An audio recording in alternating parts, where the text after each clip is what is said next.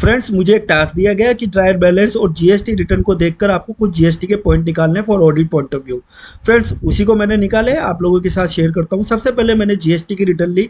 उसमें देखा कि पर्टिकुलर मंथ में टैक्सेबल सप्लाई 50 लाख रुपए से ज़्यादा है, तो जो मेरा आउटपुट टैक्स लाइबिलिटी आ रहा है वो 99% ही आईटीसी के साथ यूटिलाइज हो सकता है, 1% मेरे को कैश में भरना होगा। इसके कुछ एक्सेप्शंस है, वो जरूर देखे हैं। फिर मैंने सबसे पहले लिया 195 टीडीएस का लेजर। ये बेसिकली जब हम किसी फॉरेन सर्विसेज को लेते हैं तो उस पर टीडीएस डिडक्ट करते हैं, तो देखा कि उसके ऊपर आरसीएम एप्लीकेबल किया है नहीं किया।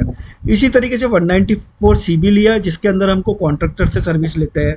फ्रेंड्स, इसमें देखा कि अगर इसमें मेरे ऊपर आरसीएम एप्लीकेबल हो रहा है तो आरसीएम के जो लेजर्स है उनके साथ में इसको मैच किया। 194 जेबी इसी के तरीके से होता है। बिजनेस ट्रांसफर हो रहा था इस कंपनी के अंदर, तो मैंने देखा कि जो बिजनेस ट्रांसफर हो रहा है उसमें आईटीसी जो है ट्रांसफर की गई है ना बराबर से या नहीं की गई है। देन स्लम से, इसमें कोई स्लम से भी हुआ। स्लम से में ध्यान रखिए कि पूरा बिजनेस ट्रांसफर नहीं होता है, अच्छा से लाइबिलिटी ही ट्रांसफर होती है, तो इसके अंदर जीएसटी एप्लीकेबल नहीं होता है। अब इसके अंदर गुड्स रिटर्न हुआ इस कंपनी के अंदर दो तरीके से, एक तो वो इनवॉइस इशू करते हैं और एक डेबिट नोट इशू करते हैं। जब इनवॉइस इशू करते हैं तो गुड्स रिटर्न मेरा परचेज रिटर्न नहीं होता है, वो एज वेल एज मेरे लिए आउटपुट टैक्स लाइबिलिटी हो गया है, क्योंकि मैं इनवॉइस रेस कर रहा हूँ। डेबिट नोट के केस में जो है वो मेरा आईटीसी का रिवर्सल होना चाहिए। फ्रेंड्स, अब यहाँ पर रिलेटेड पार्टी ट्रांजैक्शन मैंने देखा, सिटिंग फीस कमीशन जो है इन पे आरसीएम लगेगा, क्योंकि अगर डायरेक्टर कंपनी का एम्प्लॉय नहीं है तो फिर वो सैलरी वो मतलब 192 में उसका टीडीएस नहीं कट रहा है, तो फिर इस केस में जो है आरसीएम एप्लीकेबल हो जाएगा।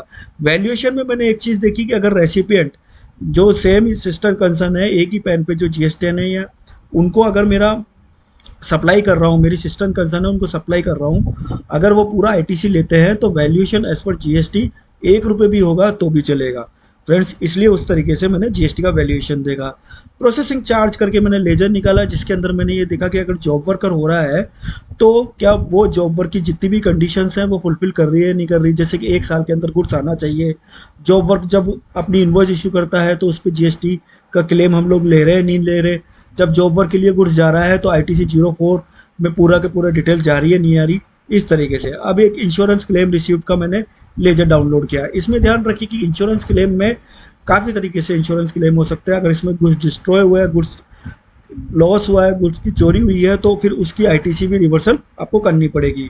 मिसलेनियस इनकम की बात करें तो रेंटल इनकम में ये देखिए कि अगर आरसीएम में कंपनी को जीएसटी पे करना पड़ रहा है तो वो कराए कि नहीं करा। Foreign exchange gain loan, dividend income, इन पे कोई जीएसटी नहीं लगता है। Interest income on fixed GST कोई जीएसटी नहीं लगता है। लेकिन profit on disposal on PP, इसके अंदर ध्यान रखिए कि जीएसटी आपका लगेगा, जो प्रॉफिट कंपोनेंट है। और अगर स्क्रैप ही कर रहे हैं किसी चीज़ को, मतलब आप बेच नहीं रहे हैं, तो ध्यान रखिए अगर उसका आईटीसी लिया है तो आईटीसी आपको रिवर्सल करना पड़ेगा। Profit on sale of mutual fund में ध्यान रखिए कि इसके अंदर आईटीसी रिवर्सल 42 43 वाली कंडीशन लगेगी। मतलब अगर इससे रिलेटेड कोई सर्विसेज इनकम टैक्स क्रेडिट आप ले रहे हैं, जैसे कि ब्रोकरेज सर्विसेज आप ले रहे हैं और उस पर जीएसटी पे कर रहे हैं, तो उसकी और वो पूरी की पूरी इससे रिलेटेड ही है, तो ये एग्जम्प्ट है जीएसटी के अंदर, तो उसका जो है आपको आईटीसी रिवर्सल करना पड़ेगा। Provision no longer require return back, अगर आप किसी क्रेडिटर को पेमेंट नहीं कर रहे हैं तो ध्यान रखिए कि उससे रिलेटेड अगर कोई गुड्स है तो आपने उसका आईटीसी लिया हुआ है तो ध्यान रखिए कि उसको रिवर्सल आपको करना पड़ेगा। फ्रेंड्स, फिक्स एसेट्स का लेजर मैंने डाउनलोड किया, इसमें एडिशन, डिलीशन, डेप्रिसिएशन, इन चीज़ों पर ध्यान देना है। एडिशन में अगर बिल्डिंग में फिक्स एसेट्स हो रहा है तो जनरली इसका आईटीसी नहीं मिलता है, तो ध्यान रखिए कि इस लेजर से देखिए कि कोई आईटीसी ले रहे हैं कि नहीं ले रहे हैं। फर्नीचर, मोटर व्हीकल, फर्नीचर में, कंप्यूटर में, इनमें आईटीसी मिलता है, लेकिन मोटर व्हीकल में भी फिर वो कंडीशंस आ जाती हैं। डिलीशन के केस में आप ये ध्यान रखिए कि जो डिलीशन हो रहा है उसके अंदर जीएसटी पे हो रही है या नहीं हो रही है। अगर मैं आईटीसी नहीं ले रहा हूँ मोटर व्हीकल में या किसी में, तो उस आईटीसी के कंपोनेंट पर आपको डेप्रिसिएशन मिलेगा। फ्रेंड्स, इसके साथ साथ ये जो असेट्स आपकी लोकेटेड है वो आपके जीएसटी रजिस्ट्रेशन के अंदर वो मेंशन है या नहीं है, ये भी आप चेक कर लीजिए, क्योंकि बहुत बार होता है कि डायरेक्टर के घर पे फर्नीचर लग रहा है, क्लेम जो है वो कंपनी कर रही है, तो वो जीएसटी रजिस्ट्रेशन में नहीं होगा, तो ये आपको जजमेंट लेने के काम में आएगा।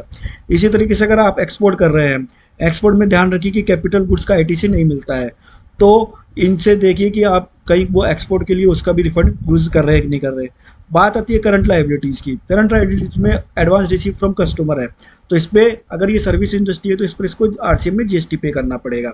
इसके साथ साथ आपको ये भी इंश्योर करना है कि जब नेक्स्ट, अभी क्योंकि अभी हमारे मे मंथ में है, मार्च मंथ की अब ये बैलेंस शीट हम लोग देख रहे हैं, लेजर्स देख रहे हैं, तो मई मंथ तक इसको इन्वॉइस इशू हुई है नहीं हुई है, और उस पर कहीं ऐसा तो नहीं है कि वापस से जीएसटी पे किया गया है कि नहीं किया गया। इनडायरेक्ट टैक्स पेबल और अदर स्टैट्यूटरी लाइबिलिटी पेबल्स के लेजर देखिए। फिर देखिए कि total outstanding macro and small, ये आपको जो है टीडीएस पॉइंट ऑफ व्यू से मैं बोल रहा हूँ, income tax point of view से मैं बोल रहा हूँ, जिसके अंडर अभी 43 BH आया है।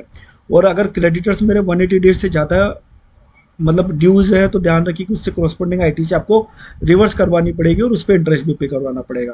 तो ये ट्रायल बैलेंस या आप कंपनी के लेजर से जो है इस तरीके की जीएसटी इंफॉर्मेशन निकाल सकते हैं।